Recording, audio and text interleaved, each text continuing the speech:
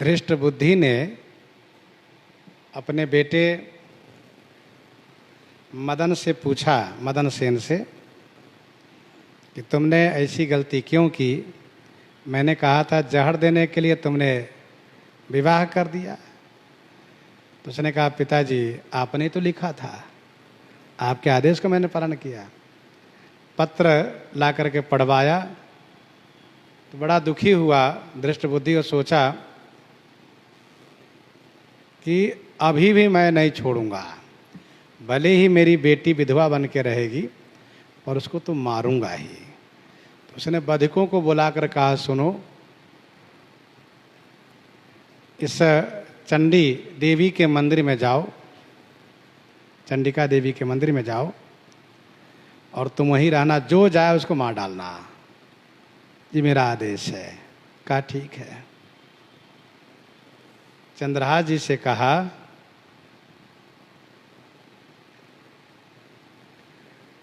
कि देखो, हमारे कुल की परंपरा है कि विवाह उपरांत देवी जी से आशीर्वाद लिया जाता है, सो जाकर के देवी की पूजा करके आशीर्वाद ले आओ।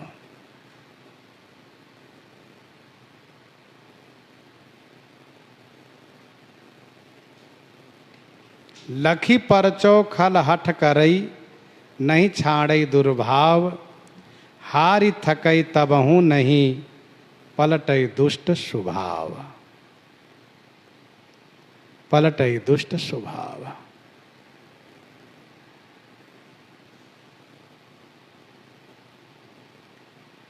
चल्योई करन पूजा,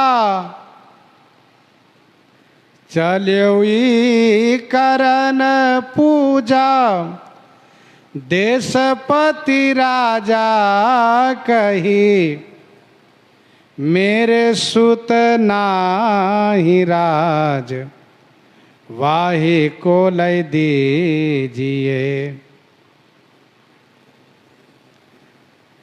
चंद्रहास जी देवी की पूजा के लिए चल रहे हैं। उधर देशपति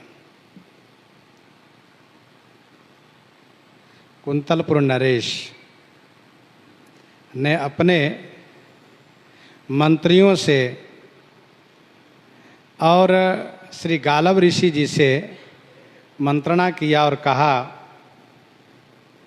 मेरे पुत्र नहीं हैं, मैं किसे राजा बनाऊं, आप लोग बताइए। तो गालव ऋषि ने कहा, तुम अविलंब चंदनावती नरेश चंद्रहास, जो तुम्हारे मंत्री के जमाई है, दामाद हैं, उनको राजा बनाओ, और सुनो, अपनी बेटी से उनका विवाह भी कर दो।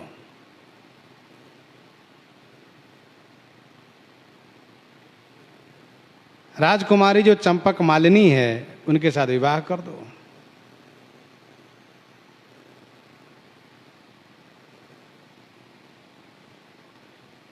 सभा में तुरंत राजा ने मंत्री पुत्र मदन सेन से कहा, सुनो, जाओ तुम अपने जीजा साहब को बुला लाओ, बहनोई को बुला कर लाओ, अभी इसी क्षण लाओ, उनको राजा बनाना है। अच्छा, ये तो बड़े खुश हो गए, वाह, मेरे पिताजी तो मंत्री रह गए जीवन पर्यंत, धन्य है मेरे जीजा जी, अब ये तो राजा बन जाएंगे। खुशी के मारे दौड़ते हुए गए, रास्ते में देखा कि चंद्रहास जी देवी पूजा के लिए जा रहे हैं। कहा, ठहरिए ठहरिए ठहरिए, क्या हुआ? कहा, ये पूजन के सामान हमें दीजिए। ऐसा कहा, क्यों? सचिव सुवन सोजू, कहो तुम लावो जावो, पावो नहीं फेरी समय, अब काम कीजिए।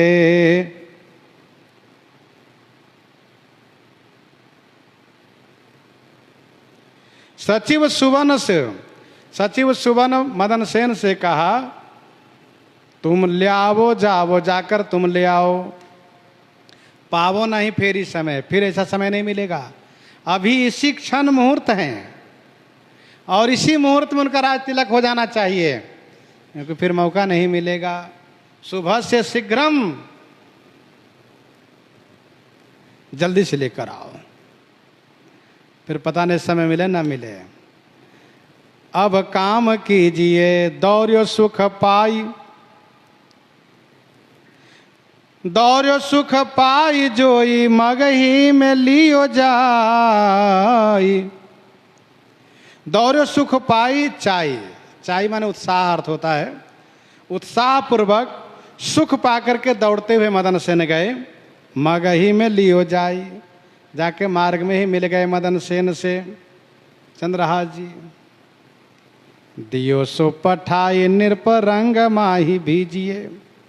चंद्रहास जी ने कहा सुनिए मुझे पूजा करने दीजिए। कहा नहीं नहीं, देवी की पूजा मैं कर दूंगा आपकी ओर से, और मैं उनको प्रार्थना करूंगा कि मेरे जीजा जी को क्षमा कर दीजिए, और आप तुरंत जाइए, मैं पूजा कर दूंगा। कहा ठीक है। दियो सो पठाई नृप रंग माही भीजिए। इन्होंने कहा महाराज अभी प्रेम रंग में, आपके प्रेम रंग में डूबे हुए हैं, अभी इसी क्षण जाइए। देवी अपमान ते न डरो सम्मान करो। देवी के अपमान से आप मत डरो, मैं जाके सम्मान कर देता हूं।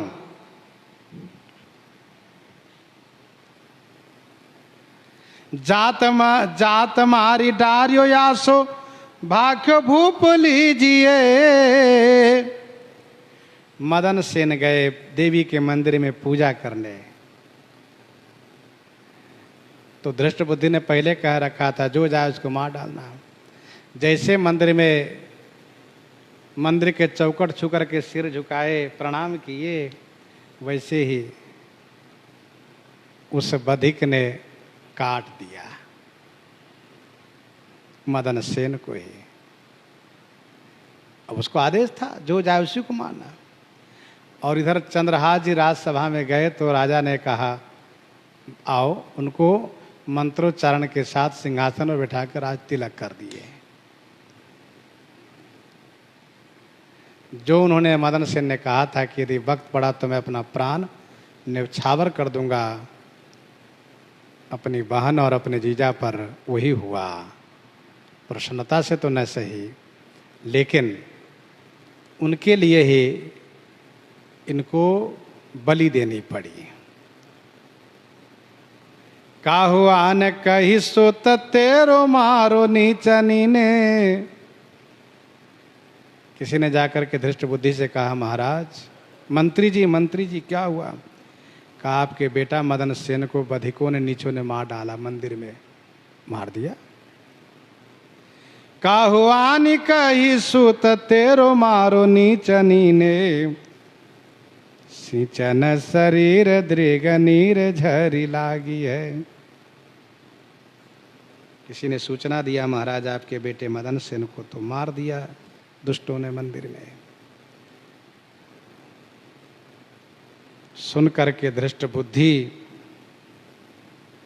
के नेत्रों से आंसू की झरी लग गई, शरीर भीग गया आंसू से, रोते बिलखते आए। बोल्यो चलो तत्काल देखी गिरियो होए बिहाल।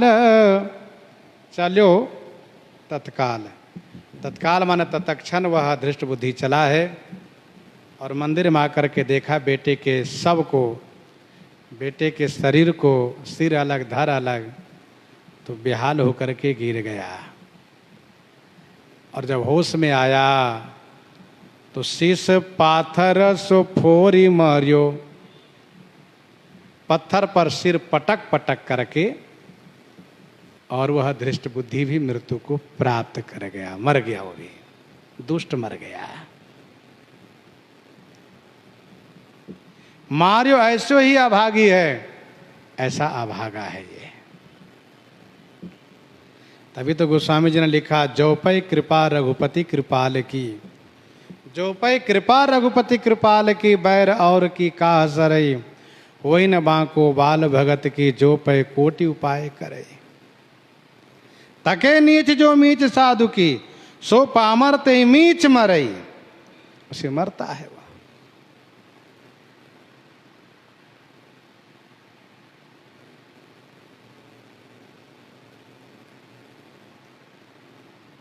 मर गया दृष्ट बुद्धि। किसी ने सूचना दी कि चंद्रहास जी से कि महाराज आपके ससुर जी, बाप बेटे दोनों मर गए मंदिर में। सुनि चंद्रहास चली बेगी मठ पास आए, ध्याय पग देवता के काटे अंग रागी है। चंद्रहास जी ने जैसे सुना वैसे ही चल के शीघ्र आ गए मंदिर में। ध्याय पग देवता के, देवता के पग माने चरण को ध्यान किए, देवी को वंदन प्रणाम किए और कहा मेरे कारण इन दोनों की मृत्यु हुई। मरण तो मेरा था पर मेरी जगह पर इन्होंने अपने प्राण को गंवाया और पुत्र मोह में ससुर जी मर गए, इसीलिए तलवार लिए और अपने सिर काटने लगे। काटे अंग रागी है। देवी प्रकट हो गई, हाथ पकड़ लिया, कहा नहीं इसको तो मैंने ही मारा है, दृष्ट बुद्धि को मैंने मारा है, महान दुष्ट है। कहो तेरो द्वेषिया ही क्रोध करी मारियो मैं ही। देवी ने कहा तुम्हारा द्वेषी है इसलिए मैंने ही क्रोध करके इसे मारा है। उठे दो दीजे दान जिए बड़ भागी है। देवी ने कहा भक्तराज चंद्रहास जी मैं आपको 2 वरदान देने को तैयार हूँ, वरदान मांगो। चंद्रहास जी ने कहा पहला वरदान ये दीजिए कि भगवान का विस्मरण मुझे कभी भी न हो, ठाकुर जी के चरणों में मेरा अनुराग बना रहे, ये पहला वरदान।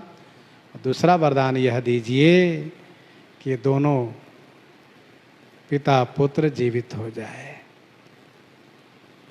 तब देवी जी ने तथास्तु कह करके इन दोनों को जीवन दान दिया, दोनों जीवित हो गए।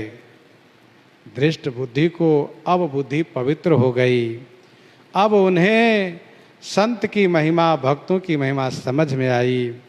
वे बड़े अनुरागी हो गए, बड़े प्रेमी हो गए। इस प्रकार से स्वामी प्रियादास जी प्रस्तुत कर रहे हैं। इन्हीं के साथ आज सीताराम सीताराम सीता राम सीताराम सीता